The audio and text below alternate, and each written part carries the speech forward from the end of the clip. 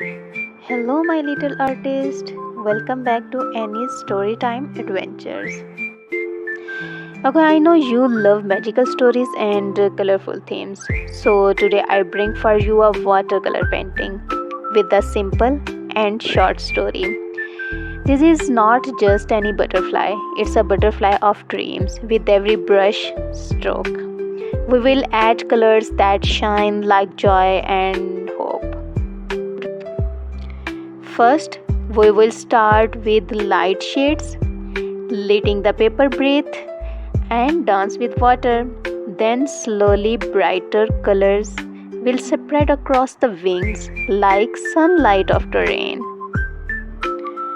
Okay, by the end, our butterfly will carry a story of friendship, imagination, and creativity, just like in the magical tales we share.